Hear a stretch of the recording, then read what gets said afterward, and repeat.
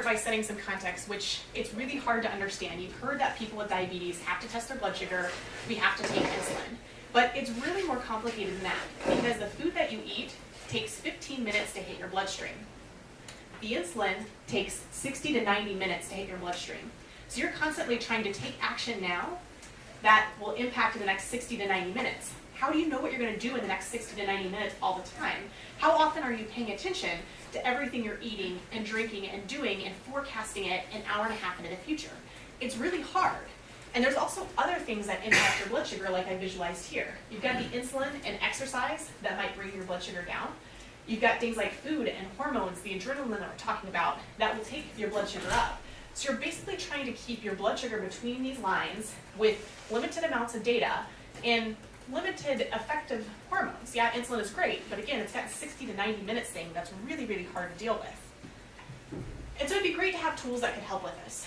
And some of you may have heard of cruise control for automobiles, where it helps you manage your speed. You can set and say, I want to go 35 and set it and forget it, and you just go 35. That's pretty straightforward. It would be great if we could have this for diabetes, but it's a little more complicated. Because in diabetes, insulin is the gas pedal. We have a gas, but we don't really have a brake. There's no hormone that we use on a daily basis that acts as the brake. The brake is eating sugar, taking carbohydrate if our blood sugar drops too low. But it's really annoying to have to stop and eat all the time. So if my blood sugar was going low right now, I would either have to ignore it or stop and eat something, which kind of takes time out of your day. So it would be great to have cruise control for diabetes, and that's what people consider the artificial pancreas. It's the closest thing we have to cruise control. That would be the system that would actually read data from these glucose monitors we keep talking about and actually automate that adjusting of insulin so that it cares about what happens in 60, 90 minutes. It does that forecasting rather than us as the human. But sadly, an artificial pancreas is not commercially available yet. All we have are separate devices that will read our glucose and dose our insulin. And these devices, they look great, or maybe they don't to you, depending on what kind of technology you're used to, but they're dumb devices.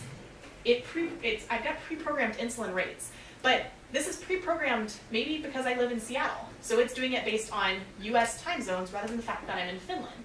So I have to do a lot of adjustments in real time to make sure that this actually matches what needs to happen in my body. And it's really frustrating because in my case, I've been living with type 1 diabetes for 13 plus years.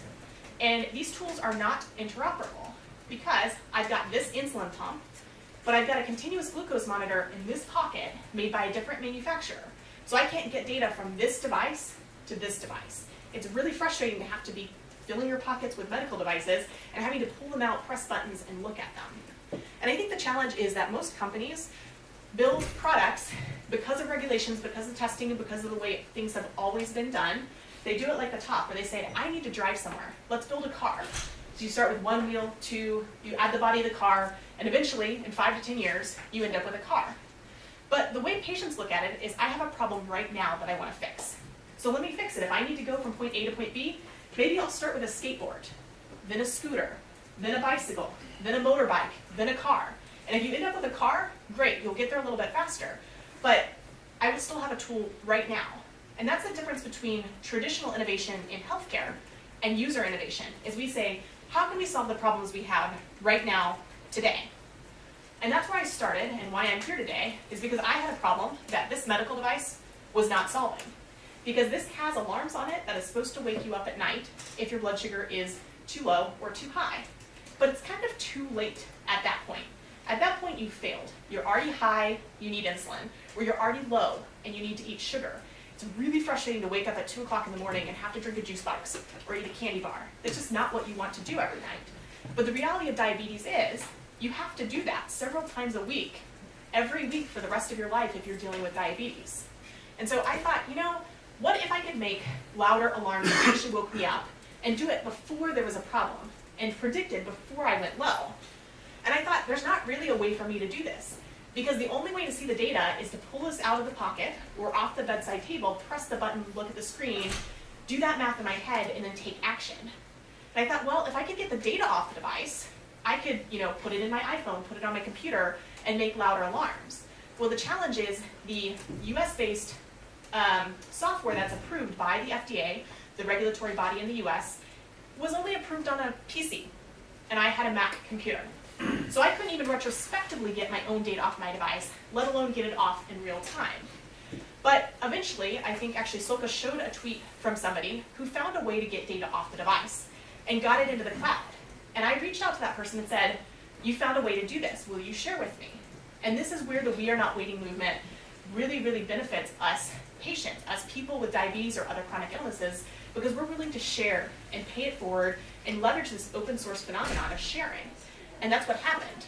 I figured out a way, with his help, and with my husband Scott's help, to get my data into the cloud.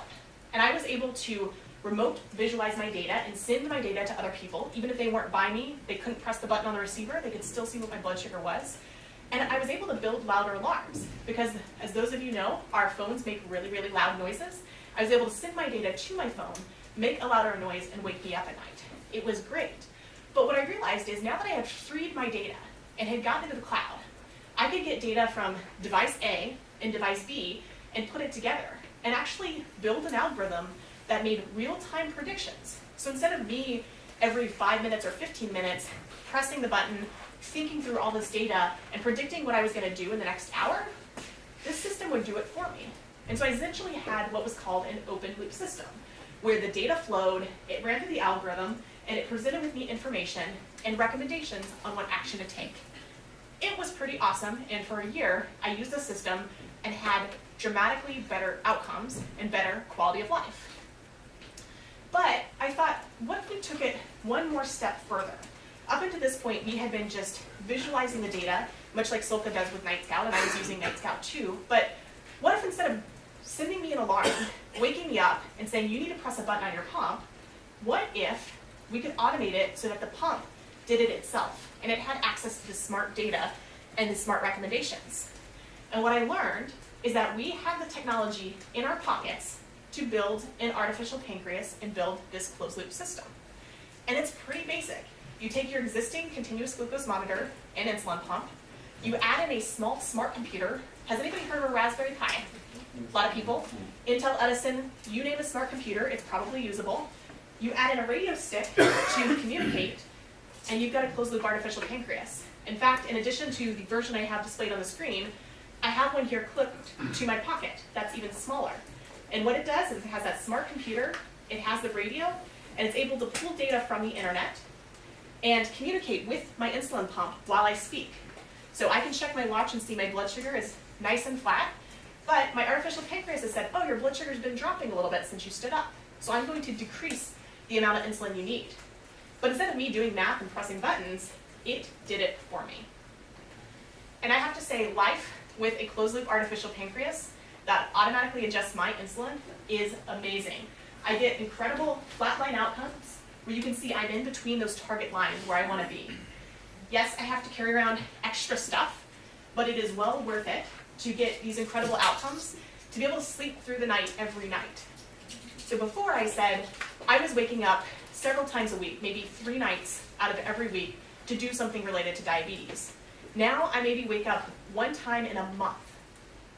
From 3 nights a week to once a month, or even less than that. It's pretty incredible. And I thought, I don't want to just keep this to myself. I have this great system, it works really, really well, but there are millions of people with type 1 diabetes around the world. Is there a way that I can share this solution with them? And the answer was yes, with open source software and an open source approach. And that's why we created what we call Open APS, which stands for the Open Source Artificial Pancreas System. And this is how we take it from N of 1, Dana's artificial pancreas, to N of 1 times many. And I emphasize the N of 1 times many because according to the US FDA, I cannot distribute a class 3 medical device. So I cannot give somebody else an artificial pancreas. But what I can do is post code online that says, this is where you go to buy things, and this is how you program this together, and you too can end up with an artificial pancreas. So Soka was kind enough to talk through Night Scout. What he didn't say is that his son also uses this DIY open source closed loop artificial pancreas system. And the way we're able to do it, and the way it's spread, and it's shown to be effective with many people, is because we focus on safety. Remember how I showed that picture of start with a skateboard? That's what we did. We take basic diabetes math that any person would do when you sit down for a meal or if you press the button and got a number, and we just automate that every 5 minutes. And we limit the dosing ability. So you can't send large amounts of insulin. You're not making big calculations or big adjustments. You're just making small micro adjustments up and down to slightly increase or decrease the amount of insulin that somebody gets. And so if you're interested, you can check out, like the Night Scout code is open source, the OpenAPS code is open source. So you can go to openaps.org. We have a reference design available in English, which is, and I say English as in not code, is usually the emphasis there. And the reason that's so important is because anybody who chooses to build this themselves needs to understand what they're doing, why they're doing, and take that risk on themselves. So you're not just pressing a button and ending up with an artificial pancreas. You're very consciously making a series of decisions and saying, I am going to build a system to automate and to close the loop between all my devices. And it's important to understand the code that you're using. I've got a sample of code here. It might be hard for you to see, but the code, again, is all available on GitHub. You can go check it out.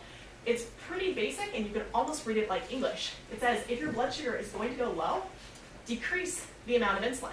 If your blood sugar is going to go high, increase the amount of insulin. And it does it factoring all the variables in mind of how insulin peaks over 60 to 90 minutes based on your body size, based on your personal parameters. And so people often ask, so what does this mean? Who is regulating this activity? And the answer is users are. Because most users, when they get a medical device, even if they get it out of the box from a commercial manufacturer, you play around with it, just like you play around with your iPhone. You're like, what does it do when I press this button? What happens when I do X, Y, Z? The same thing happens with medical devices, and that's even more true with DIY open source medical devices. And it's really awesome because we've met people like Soka and others around the world who've examined the code and asked questions. They found bugs. They fixed bugs. They've helped us make the code better. They help us add features to it. So had I just kept my artificial pancreas to myself, it would not be anywhere near as good today as what I have today. In fact, the person who did much of the work that allowed me to switch from that big Raspberry Pi to the small Intel Edison version, he's based in the UK. So people from around the world are able to contribute, and it doesn't matter about what is regulated, what is approved, it doesn't matter, but we as a group of users can examine a piece of code and say, this looks good, I want to use it for myself. And if somebody does say, you know what, I don't want to use that for myself, they can either ask questions, they can change it so it does work for them, or say, I don't want to do that. And that's totally fine. And that's a part of diabetes and living with diabetes, because you're making choices all the time about how you treat your diabetes. There's some people who don't use an insulin pump. They inject several times a day. There's some people who don't use the continuous glucose monitor. They test their finger several times a day. That's a choice. But a lot of us are choosing to use this open source software as individual experiments that we as individuals are free to do. And in fact, there are now more than 108 individuals around the world who are using OpenAPS. They've bought the equipment, they've put it together, they've downloaded the code, they've adjusted it, and they've decided it works for them. But we're not done yet. We still have diabetes. There is no cure yet. So for as long as we have diabetes, and as long as people are dealing with diseases like diabetes, we are probably going to continue #WeAreNotWaiting, because we are at risk every day that we're living with diabetes. And so this will happen in other areas of healthcare. And I know all of you are probably not as interested in diabetes as those of us are who live with it, but I challenge you to think about how this mantra of we are not waiting and this idea of open source in healthcare can be applied to other areas of healthcare. What would happen if we applied it for people who live with asthma, or people who are going through chemotherapy treatment for cancer? What if we could visualize data from different medical devices for all these other different disease areas? We would potentially change how we treat those diseases, just as we've changed the way that we treat diabetes. So I'll close here by just saying we are not waiting to change our lives, and we are not waiting to change the future of healthcare, and I challenge you to do the same. Thank you.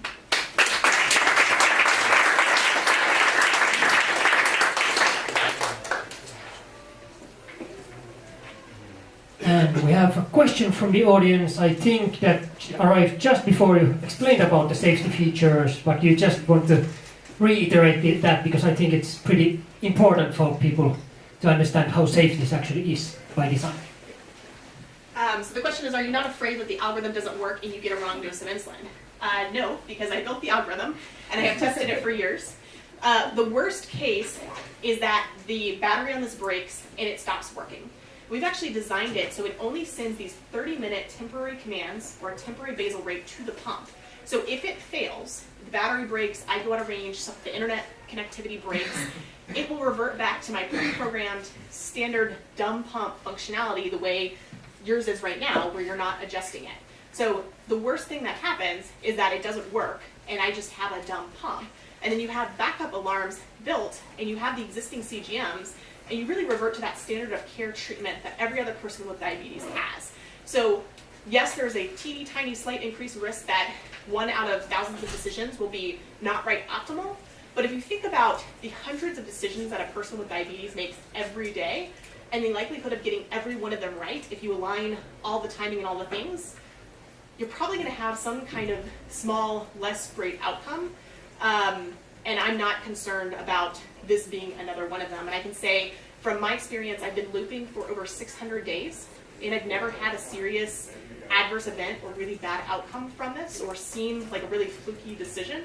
And out of the 108 plus users we have, nobody has reported any severe outcomes as a result of using this type of software. Again, the worst outcome is generally that it stops working and they have to go in and investigate why did it break and what's going on. And for my part, I can say that I'm not using the OpenAPS, but I'd like to, because most of the time that my blood glucose is in a poor shape, it's because I made the wrong decision. So I would like to outsource that to a smart computer that is able to think more clearly.